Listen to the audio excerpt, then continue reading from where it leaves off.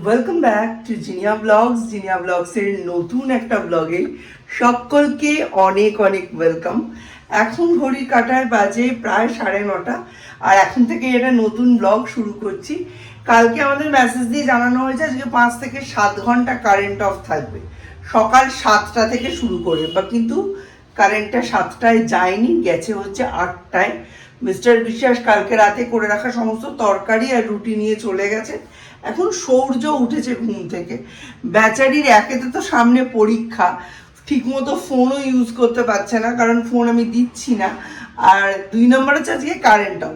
শুনুন, কম্পিউটার বা মোবাইলও মানে টিভিও যে ইউজ করবে সেটাও করতে পারছে না। তো সৌর্যকে আমি ব্রাশ করতে দিয়েছি, দিয়ে সৌর্যের রুটিগুলো একটু সেঁকে নিচ্ছি। সৌর্যকে একেবারে ব্রেকফাস্ট করিয়ে আমি পড়তে বসাবো। বাইরে সকাল থেকে ভালোই রোদ দূর, আমি জামা কাপড়গুলো রোদেও দিয়ে দিয়েছি, তবে একটু নজর রাখতে হচ্ছে। এই যে আমার নজর রাখার জায়গা, এখান দিয়ে নজর রাখছি। আর তাড়াতাড়ি সমস্ত কিছু করে ওকে খেতে দিয়ে দিই, কারণ একবার বৃষ্টি এসে গেলে তখন জামা কাপড়ের দিকে দৌড়োদৌড়ি লেগে যাবে। কালকে সরস্বতী দিয়ে আসেনি, আজকে আসবে, তবে ওর বাসন বেশি নেই, আজকে ওপরটা মুছতে পাঠাবো আর তার সাথে বাসনগুলো করে দিতে বলবো। অল্পই বাসন আছে, কালকে ম্যাক্সিমাম বাসন আমি মেজে নিয়েছি। কালকে একটা বাবার ওপরে একটা মায়ের ওপরে রচনা লিখেছিল, এবং এই রচনা দুটোই কিন্তু ফেসবুকে এখন ভাইরাল অ্যান্ড মোস্ট ট্রেন্ডিং। আর সেটা থেকে সৌর্য ইনকাম করেছে $30, তার মানে 3000 টাকা, 3000 রুপিস। হ্যাপি তো? সৌর্যের মায়ের ওপরে যে রচনাটা, ওটা এখন ট্রেন্ডিংয়ে রয়েছে, 2 মিলিয়ন ক্রস করে গেছে। কেমন লাগছে? দারুণ লাগছে। এই 30,000 হচ্ছে, 3000 হচ্ছে সৌর্যের ইনকাম।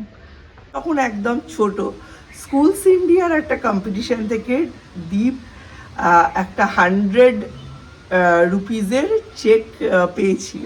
সেটা ছিল দীপের ফার্স্ট ইনকাম, সেটা আমরা এনক্যাশ করিনি, ওই চেকটা এখনও রাখা আছে।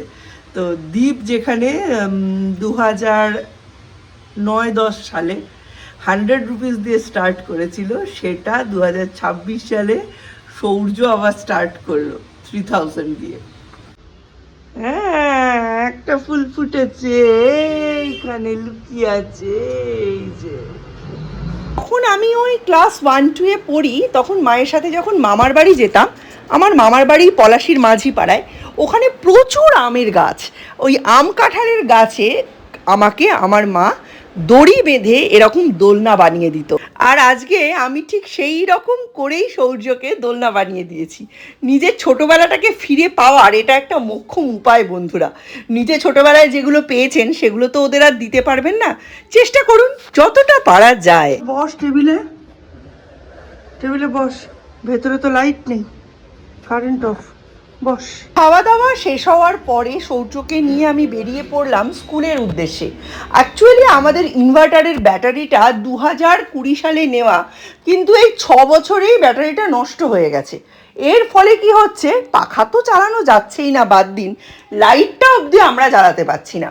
তাই ভাবলাম বাড়িতে বসে থেকে কি হবে, আজকে নোটিশ দিয়েই দিয়েছিল 7টা থেকে 1টা অবধি কারেন্ট থাকবে না, সেখানে 8টায় কারেন্ট গেছে, তার মানে আস্তে আস্তে 2টো। সেই কারণে আমরা বেরিয়ে পড়েছি একটা ছোট্ট ফ্যান নিয়ে অ্যাডমিট কার্ডটা তুলে আনতে। সৌর্যকে এই সপ্তাহটা পুরোটা এবং আগের সপ্তাহে প্রায় অর্ধেকটা সপ্তাহ আমি স্কুলেই পাঠাইনি। আর সেই কারণেই সৌর্যের কিন্তু অনেক কাজ পেন্ডিং হয়ে গেছে, কিন্তু সেগুলোর সঙ্গে নম্বরের কোনো যোগাযোগ নেই। ওদের হাফ ইয়ারলির জন্য খাতা যে চেকিং থাকে সেটা অলরেডি ডান এবং চেকড সিলও পড়ে গেছে। ওদের রাইটিং পরীক্ষা হয় 50 মার্কসের, খাতায় থাকে 20 মার্কস, মানে খাতার পরিষ্কার পরিচ্ছন্ন, না ছেঁড়া, ইন্ডেক্স তৈরি করা, এইসবের ওপর থাকে 20 মার্কস, আর 30 মার্কস থাকে ওয়ার্কশিটের ওপর। কয়েকদিন আগে স্কুলের অ্যানুয়াল মিটিংয়ে দেখলেন না, ওয়ার্কশিটগুলো দেওয়া হলো। এই ওয়ার্কশিটে যে 30 মার্কস দেওয়া হয়েছে এটা নতুন হয়েছে, এটা দ্বীপেদের সময় ছিল না। তখন খাতাতে থাকতো 20 মার্কস আর পরীক্ষায় থাকতো 80 মার্কস, টোটাল মিলিয়ে 100 মার্কস হতো। এখন ওই 50, 30, 20 এই রকম করে ভাগ হয়েছে। যাই হোক, সুবিধাই হয়েছে, নম্বর যত ভাগ হয়ে যায়, বাচ্চাদের রাইটিংয়ের পোর্শনটা একটু কমে গেলে তাদের ধৈর্যটা বাড়ে, তারা ভালো করে পরীক্ষা দেয় এবং র্যাঙ্কটা আর একটু বেটার হওয়ার একটা চান্স থাকে। মানে ওই ফাঁকিবাজি মায়ের দৃষ্টিভঙ্গি নিয়ে বললাম আর কি। এখানে এই যে সৌর্য স্কুলে এসে এই প্রথমে স্লিপ চড়ছে, ওর মিসের সঙ্গে দেখা করার কোনো ইচ্ছাই নেই, আর আমি এই অ্যাডমিট নিয়ে চড়ে গেছি টোটোতে আবার সৌর্যকে নিয়ে। আমার অপোজিটে এই যে বাচ্চা মেয়েটা বসে আছে, এই হচ্ছে সৌর্যের ক্লাসের ফার্স্ট গার্ল, এর নাম দিশা। মেয়েটা সাংঘাতিক ওবিডিয়েন্ট। এখন দিশা বাড়ি যাচ্ছে ওর দাদুর সাথে, ওর মা আজকে কোনো কারণে আসতে পারেনি। যদি কোনো দিন ওর মাকে আমি দেখাতে পারি ভিডিওতে অবশ্যই দেখাবো। দিশা হচ্ছে পুরোপুরি সৌর্যের দাদার কার্বন কপি। মা ডান দিক বললে ডান দিক, মা বাদিক বললে বাদিক। অন্য ব্যাপারে যাই করুক না কেন, পড়াশুনোর ক্ষেত্রে মা যা বলবে তার নড়চড় দিশা করে না। আর এটাই হচ্ছে দিশার ফার্স্ট হওয়ার প্রধান এবং প্রথম কারণ।